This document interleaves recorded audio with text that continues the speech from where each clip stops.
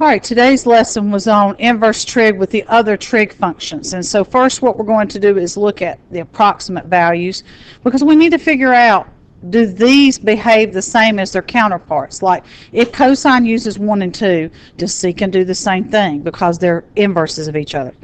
So I'm going to bring up a calculator, we're going to type these in, and we're going to look at the answers after we do that. So to type in secant, I don't have a secant button. So I have to type in cosine inverse of the reciprocal, because that's my only choice. I don't have a choice to do anything other than that, because that's what cosine inverse is all about, is doing the reciprocal. So I can do cosine inverse of 1 divided by 4, enter. And I see I get 1.32. Now, will I just get negative 1.32 if I put a negative on it? Well, let's see. I'm going to second enter that back up, and I'm going to insert that negative. And no, I don't get anything like that. So this one I would have done cosine inverse of negative 1/4. And my two answers are 1.32 and 1.82. Yes. So let's talk about where those lie. 1.32 for the positive one lies in quadrant 1. Well, that's where all of your angles are positive. And cosines are negative in quadrant 2, and 1.82 would fall in between 1.57 and 3.14. So it seems like that secant, if cosine uses 1 for positives and 2 for negatives, secant uses 1 for negatives, and secant uses 1 for positives. So cosine and secant do the same thing for positives, quadrant 1, and for negatives, quadrant 2. So let's see if cosecant does. So first I'm going to type both of them in my calculator. Now in order to do that, I have to type sine inverse of the reciprocal, because I don't have those buttons on my calculator. So I have to turn cosecant back to sine by flipping the x, y, r formulas. So we're going to do sine inverse of 1 divided by 3. And then we're going to do sine inverse of negative 1 divided by 3. And as you can see, we get somewhat similar. The first one comes out to be 0.34, and the second one comes out to be negative 0.34. Now let's see why. Because sine uses quadrant 1 and quadrant 4. And we said that quadrant 4 is all about beta angles. So it makes sense that I got a negative answer, because that's a negative sign, and negative signs are always beta. And then our positive sign answer came out in quadrant 1. So secant is positive up here, and it's negative down here in quadrant 4. So now for the cotangent one,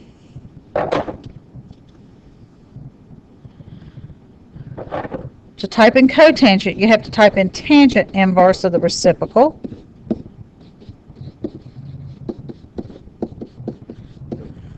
So we're going to type in the 1/2 and the negative 1/2 to see what they do.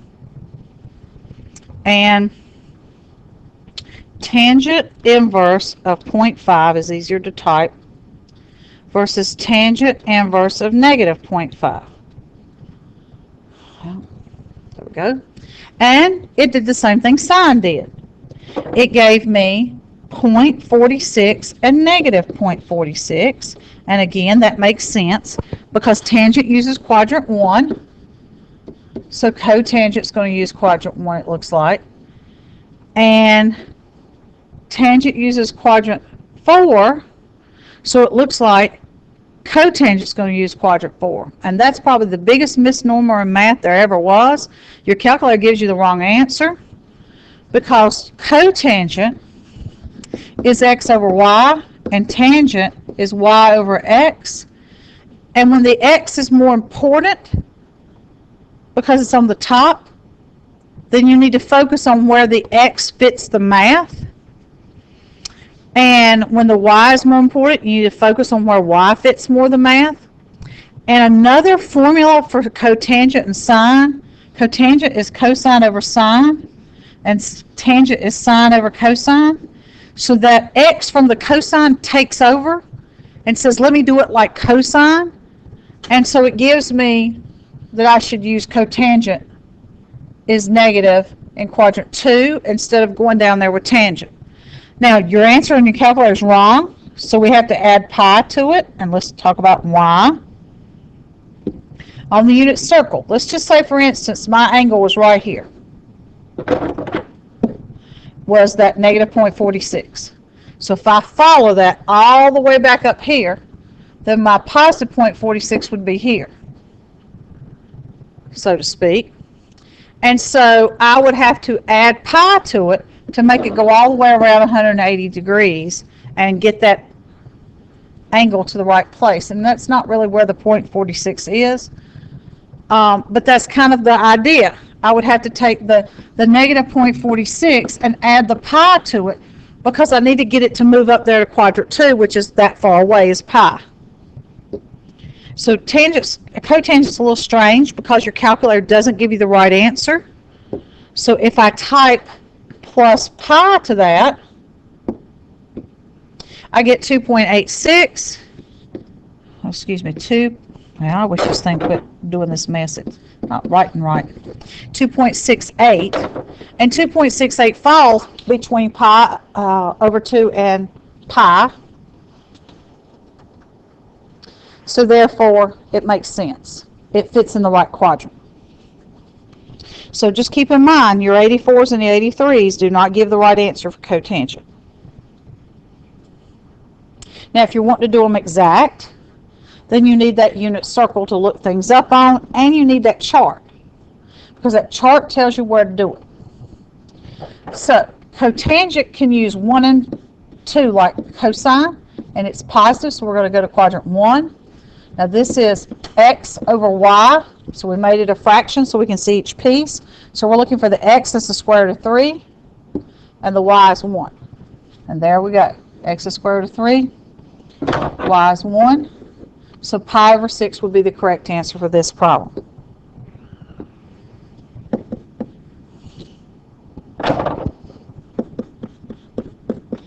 You're just looking them up. Now, cosecant is a little different because secant and cosecant are reciprocals of cosine, where cotangent, you just got to pick the x's and y off. They're not a number on the unit circle. These we can convert to numbers on the unit circle.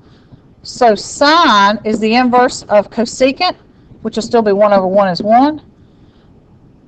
Or like this secant one, for example, is the inverse of cosine. So we can flip it and re-rationalize it and be looking for negative square root of 3 over 2 instead of this awful fraction that I can't even understand. So let's go look up sine. Now sine is supposed to be in quadrant 1 or 4. And it's positive in quadrant 1. So I'm looking for an angle in positive quadrant 1 that has an answer of 1. And when I go around my unit circle and start looking for that, what I notice is the only place the second number is 1 is up there at pi over 2, right here. So the answer to that question is pi over 2.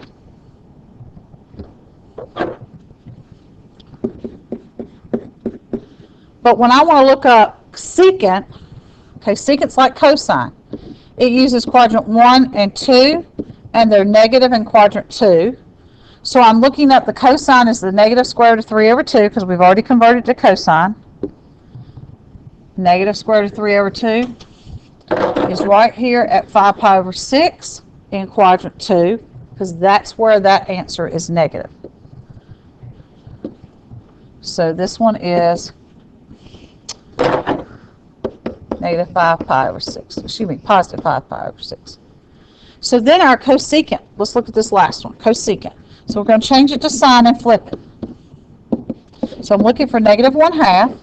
Now again, sine uses positive in quadrant 1 and negatives in quadrant 2. So we're going to quadrant 2. Let me say that again. I'm drawing it in quadrant 4 because that's where I'm supposed to be. Sine and tangent both use quadrant 1 and 4. So cosecant uses quadrant 1 and 4. So since all the negative ones are in quadrant 4, let's go look up where that is. So we're looking at sine is negative a half, which is right here. So I get 11 pi over 6. Now I'm in quadrant 4. I can't write that answer, but I'll bring it back over. 11 pi over 6. I have to convert that to a beta angle, so I can either take away 2 pi, or I can just flip it on the unit circle and find out it's negative pi over 6. So it's easy to look these up if you know what quadrant to look in. If you don't, you'll miss them every time. So now let's look at how can we do this, and I'm going to see if I can pull that unit circle over here in a smaller version because I'm tired of going back and forth. Copy.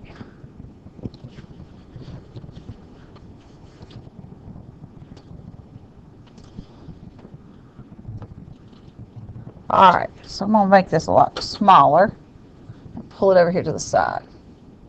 All right, so the square root of 2 over 2 sine can only use quadrants 1 and 4 because they're positive in quadrant 1 and negative in quadrant 4. So we're looking at a quadrant 1 angle. We'll go over here and look in quadrant 1, and sine is that at pi over 4. So you take out the inside and rewrite the question so you can work the outside, because we always do what's inside the parentheses first when we are working questions with the order of operations. So it makes sense that we want to do the sine inverse first, and that gives you an angle. Every time you inverse, you get an angle. So now that I've got my angle, I can go look up cosine of pi over 4, which is sitting right next to it. It happens to be the same number, but that's not always the case. It just happens to be that that one in quadrant 1 has the same answer for both pieces. Now, let's move it up so we can see question number 12. So this one says do sine inverse of negative 1/2. Again, sine is positive in quadrant 1 and negative in quadrant 2. I keep saying 2, and I mean 4. I meant the second one. So since sine is negative in quadrant 4, I've got to go find where the second number is negative 1/2, which happens to be right here. Now that's 11 pi over 6, or the beta angle negative pi over 6. So we want to get the secant of negative pi over 6. And even if you left that as 11 pi over 6, you'd still be looking in the same place. See, this is the cosine of the square root of 3 over 2, and secant's reciprocal of that. So I flip it and re-rationalize it and find out that the secant at that same angle is 2 square root of 3 over 3. Now, when we look at tangent, it's a little bit more difficult because first you have to make this a fraction, so it's y over x. Then you have to know that tangent again uses quadrant 1 for positives and 4 for negatives. So I've got to go find an angle that makes both of them 1. So let me put my unit circle over here and make it smaller.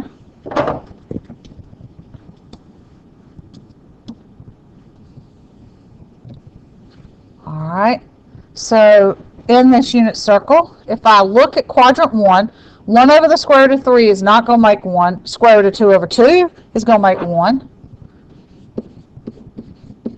at pi over 4. So now I'm going to do the cosecant of pi over 4 because I found out the answer to the inside, so now it's time to do the outside. Now cosecant's the reciprocal of sine, so I flip that, sine answer, and re-rationalize it. And that comes out to be the square root of 2. So in our next question, I put this one in here that relates kind of to yesterday. Will these cosines cancel? Well, let's see what quadrant we're in, because they only cancel if you're in the correct quadrant. Cosine's positive in quadrant 1 and negative in quadrant 2, and those are the only 2 quadrants you're allowed to use for cosine. Yet I'm down here at 5 pi over 4, which tells me number one, I'm not in the right quadrant, but I still can look up the cosine there. So the cosine inverse, if I look this up, there's my cosine, put it in here. I really want to look up where's the cosine negative square root of 2 over 2. Because that's what it is at 5 pi over 4. But we have another place that has that answer up here in the correct quadrant of quadrant 2, where the negatives for cosine are that, and that happens to be the angle 3 pi over 4. So the interesting thing is, looking back at 13, I started with a value that was a ratio. I ended with a value that was a ratio. If I start with an angle inside, I should end up with an angle for my final answer. So at least you have the same similarities. You go back and forth. You go from angle to value to angle, or you go from your value here, to your angle, to your value over here. All right. So in this set of questions, we got one more that has this lovely angle sitting here. Negative pi over 2 is down here at the bottom, and that point is 0, negative 1, so the sign at that is negative 1. And I don't even need the unit circle to look that up because it's on an axis. So now I'm looking for where the y over the x can be negative for tangent. Tangents are negative in quadrant 4. So let's look at quadrant 4 on our unit circle. Quadrant 4 would be here because these two numbers would cancel to make negative 1. So that's 7 pi over 4. Now, let me make this smaller here. Well, let me just get rid of it altogether. So if that's 7 pi over 4, I can't leave it that way because it came out of quadrant 4. Has to be a beta angle in that quadrant. So I take away 2 pi, or I'll flip it on the chart and get negative pi over 4. Now the last three questions that we're going to look at relate to questions, I think, like 18 to the end of the first set. What do you do if the number's not on the unit circle? I've never seen a 1/3 on a unit circle. Well, you draw your own. Now, sine is positive in quadrant 1, so we draw our triangle in quadrant 1 and label it.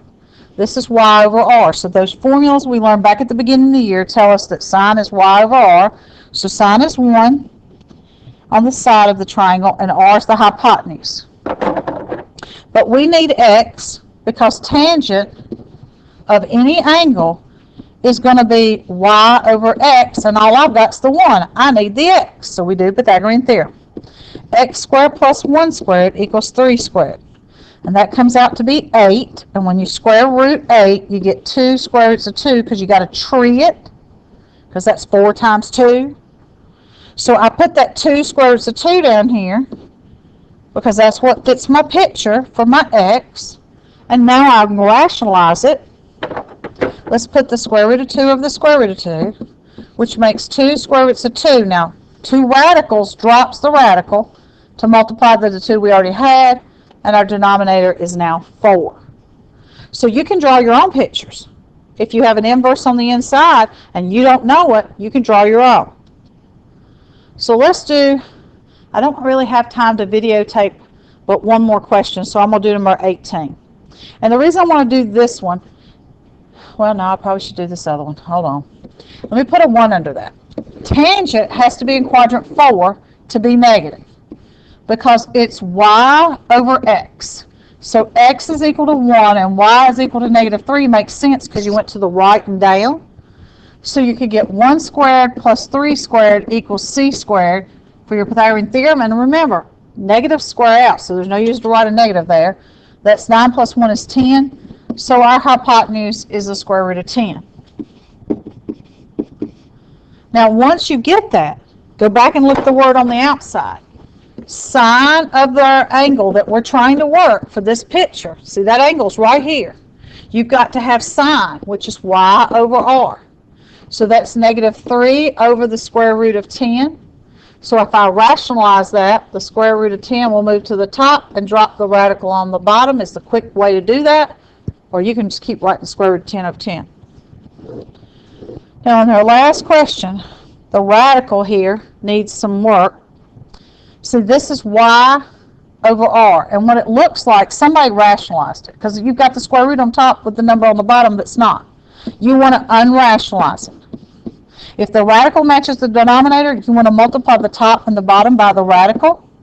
That makes it 2 times 5 on the top and 5 square roots of 5 on the bottom. Because radical times radical makes a whole number drop a radical. But these two cancel. So now my y is 2 and my r is the square root of 5. And that's a whole lot easier to use in my picture. R is equal to square root of 5. Y is equal to 2. And a whole lot easier to use in Pythagorean theorem, because we need x. Now again, I put this in quadrant 1 because my sign is positive. So x will be positive as well because everything's positive in quadrant 1. So if you square square root, you get 5. And if you square 2, you get 4. So x is going to be 1. Now, they ask us to do secant on the outside. So secant of your angle is equal to the reciprocal of cosine, which is r over x. And in this case, it's the square root of 5 over 1. So that's how you can draw your own pictures to do the problems from 18 to the end of the homework. So now your homework for this lesson is on page 474. You're going to start with problem 2 and work to 48. And those problems are kind of backwards. The last 2 sets are like the beginning of the notes. And then start back at section, or the beginning at number 2 starts in the middle of the notes. And what I just covered right here is about 18 to the end of the first set.